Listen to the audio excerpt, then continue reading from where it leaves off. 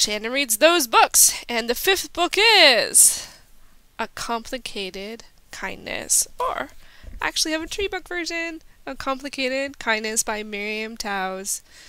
And this is on the Those Books list for being, it's Canadian, and it's number 33 on the classic Canadian novels list that I am using as my Canadian touchstone for the Those Books project, and it came out in 2004, which makes it, no, it's not the most recent, but it's the first Canadian book, and for why I chose it, that was the inspiration. I was like, hey, I want to read more Canadian books. I added them to the Those Books project, and so this is the one that I picked. I think it was the title that caught my eye. I didn't know anything about it. I just was like, yeah, I want to read that. I was just drawn to it. It's kind of cool when that happens, right?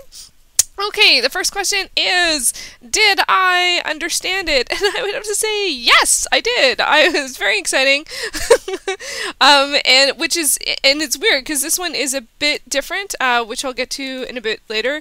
But and it's weird because my test for did I understand it is what is it about? And if I just simply heard the description of this book, I wouldn't be as interested in it as as much as I enjoyed it. I may or may not have picked it. Anyway, so we'll go with the test because I keep the test.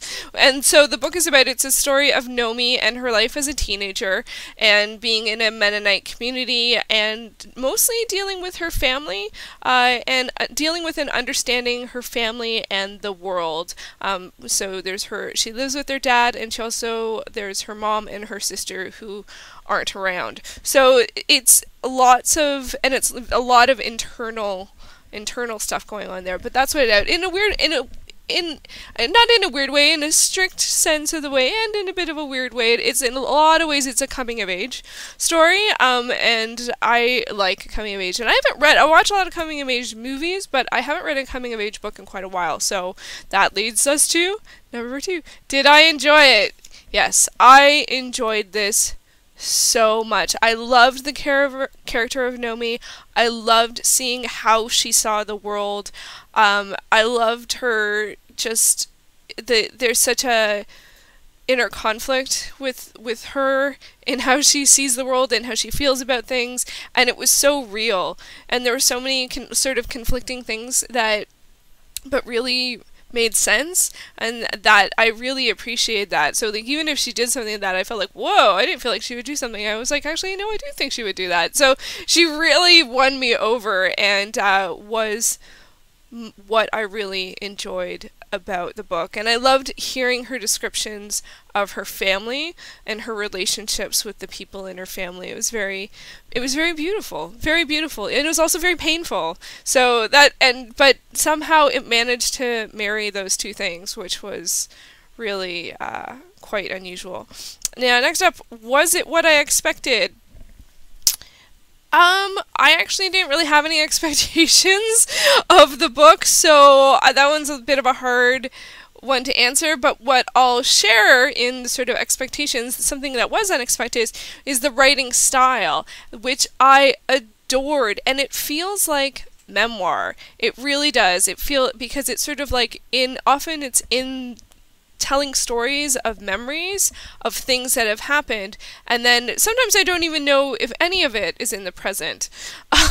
But I didn't worry about that. I just always wanted to hear more stories of Nomi's life, and like things that happen with her family, or her friends, or her thoughts, or at school, and things like that. So but it made me think about writing in terms of how there can be different styles, and how this felt like memoir. Like in some ways, when I started, I felt like it was nonfiction. Like I felt so strongly I understood her perspective and her world, and that it was real. I almost thought it was nonfiction. And I also took away that it was both sad and often it was funny. Some of the stories and things that happened were funny, but it was also really, really sad. So, but her perspective is really, her insight.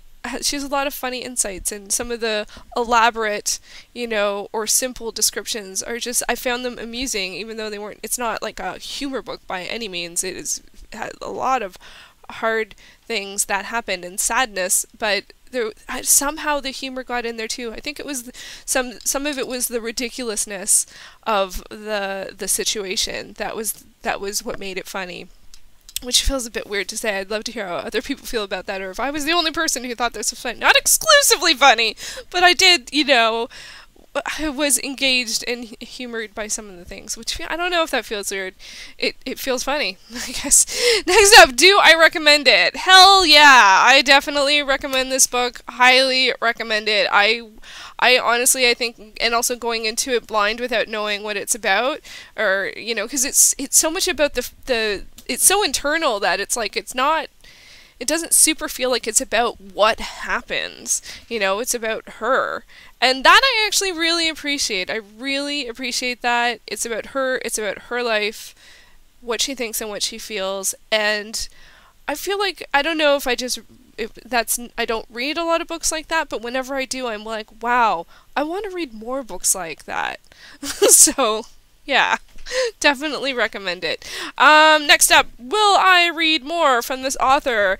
Oh, yeah, absolutely, without question. I'm really curious to read more, and I know that Hello Hemlock, which is a Canadian YouTube channel that does this, I guess it's a book club in a way. They pick a book each month and discuss it. So her Miriam Toew's book All My Puny Sorrows is their pick to read in November and discuss in December. So I'm definitely going to do that. I have to really time it well with the library, because it's got quite a long hold list, and I'm sure that hold list is probably expanded because it was recently announced to be part of the long list for the Giller Prize. Oh, dang, I should have put my hold on last week. Oh well.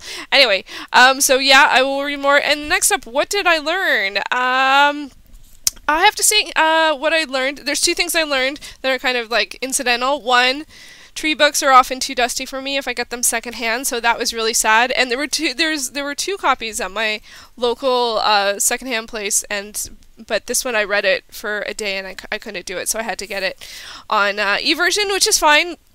I guess I could have bought it new. That's another option too. So tree books often for me, I think I gotta give up on them a little bit. But anyway, also, but mostly I had to say, what I learned is Canadian books take time. Take time to read. This took me, I think I started it in July and I finished it in September. So that's only 2 months, but it really took time. But part of it is that I wanted to enjoy it. I didn't want to just zoom through and find out what happens. Of course, I was curious about what happened next, but I didn't want to just absorb all of it at the time. Now I'm just looking at it and I'm like, oh yeah, gosh, the characters, I love them, the situations. There's something so special about this book that's just really spoke to my heart, that got me off topic. But yeah, learning. Canadian books take time to read. Good learning. And this is a recent Canadian book. This isn't like an old Canadian book. And I don't know if I'm pigeonholing that or if it really just feels like the truth. I guess as I read more Canadian books, I will get a sense of that. And also one of the things with this one is that I didn't want to just jump to another book after. I really wanted to sit and think and be with the book and be with, you know, what happened and just be there and not even necessarily do anything. And it really made me think, because normally, like, when I finish a book, I'm like, oh, okay, that's what happens, and then I go into the next book, or I might write a short synopsis or how I felt about it. And this one, I just lay on my bed and just sort of like held my Kobo and just sort of like stared off into space and just thought about it, like, you know.